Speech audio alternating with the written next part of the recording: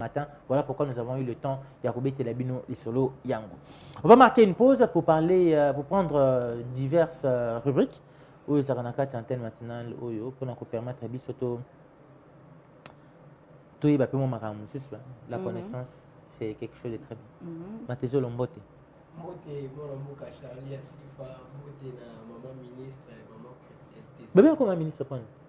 Nanga tu le connais bosana. Nga landaka Anthony. Ah na tu nango na police. Mais ba venga comme ministre en TV. Ba on va même non pas cette signification non OK. Na TV. Ah mais c'est que ça pinga te. Parce que nga na ebino le bon na TV. OK. C'est que non le bâti. Nga mo la promettre na ko tazade to ebisa. Pour na ko ba mi tuna. Ba ki ma ministre point. Mon bal moi na nga ba ma ministre pas ministre za la. OK. Monique tika va te bien assistance. OK. On va prendre une transition avant de pouvoir retrouver Reti Matezolo pour parler de la religion spirituelle.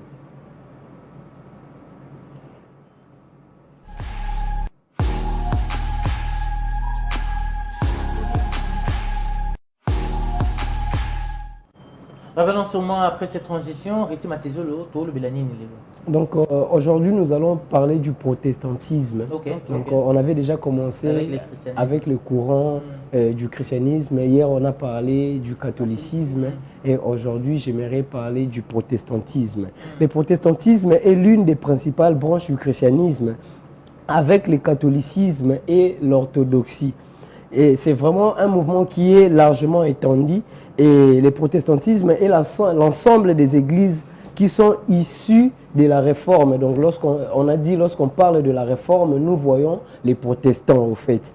Et selon cette perspective, le protestantisme englobe des mouvements variés tels que les luthériens, les presbytériens, les réformés, les méthodistes et les évangéliques. En parlant des évangéliques, nous voyons les églises baptistes au Congo, nous voyons les églises pentecôtistes au Congo, nous voyons les mouvements charismatiques évangéliques et les christianismes non dénominationnels. Donc là, on parle des églises de réveil et tout. Et en 2011, déjà, le protestantisme avait atteint 37% du christianisme. Et des chrétiens, soit 800 millions de protestants par le monde entier. Et tout a commencé, tout est parti à l'église protestante du Toussaint de Wittenberg. Je pense que Elie Moguicho peut nous mettre cette église-là. C'est là-bas que tout a commencé avec les théologiens qu'on appelle, c'est ça, c'est cette église, c'est dans cette église que tout a été, tout a commencé. Oui, c'est en Allemagne avec l'implication de Martin Luther. Donc rien à voir avec Martin Luther King que nous connaissons.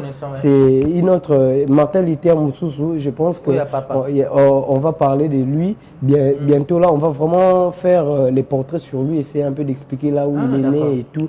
Donc c'est lui le père du. C'est lui le propriétaire du nom Martin Luther. Oui, le propriétaire du nom Martin Luther. Donc rien à voir avec Martin Luther King qui est venu après juste Namakambo Yaba. Esclavagisme et racisme. Et Martin Luther n'était pas seul, il a mené cette quête avec celui qu'on appelle Augustin d'Hippone. Donc Augustin d'Hippone, hier on avait parlé, il était parmi les 4 docteurs qui ont fondé l'église catholique. Mais plus ils avançaient, ils ont vu que les choses n'allaient pas vraiment n'engue au Bible, les Kolobela et tout. C'est alors que ce vent a été créé. Et donc en 2011 déjà, il y a 37% des chrétiens à travers ces vents de protestantisme. Et la réforme protestantisme est le résultat du rejet des orientations prises par l'église catholique. On l'a déjà dit, c'est pendant le Moyen-Âge que cela s'est fait. La réforme a été menée sous l'impulsion des théologiens tels que Martin Luther, qu'on a déjà parlé, Ulrich Zwingli, Jean Calvin, Sébastien Castellion, et parmi tant, nous avons aussi d'autres personnes comme Pierre Valdo, et nous avons John Wycliffe, nous avons Yann Hus, nous avons Jacques Lefebvre, Lui, il vient des États des Taples. Ce sont ces gens-là qui sont considérés comme les précurseurs de la réforme. Donc le protestantisme comprend un courant théologique très divers. Nous avons environ 320 églises qui sont issues de ces mouvements du protestantisme et qui participent au conseil écuménique des églises aux côtés d'une trentaine des églises orthodoxes. Donc l'église orthodoxe aussi, et c'est une église protestante. Et aussi il y a des vieilles églises catholiques qui font partie de ces mouvements-là. Et j'aimerais maintenant vous donner un peu les portraits sur chaque acteur qui a œuvré dans son apport et tout. Donc nous parlons de Martin Luther qui est né le 10 novembre 1483 et décédé le 18 janvier 1546 à 62 ans. Et nous parlons de Ulrich Zwingli, et il est réformateur protestant suisse, né en 1484 et mort en 1531. Et il vient de Zurich. Et nous avons Jean Calvin qui est né le 10 juillet 1509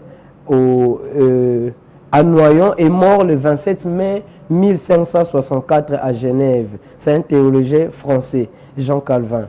Et nous avons Sébastien Castellion qui est né en 1515 à Saint-Martin, dans une région francophone, dans la France là-bas. Il est mort le 29 décembre 1563. Il est théologien protestant. Nous avons Pierre Valdès qui est né en 1140 et mort en 1217. Nous avons John Wycliffe qui est né en 1330 et il est décédé en 1384.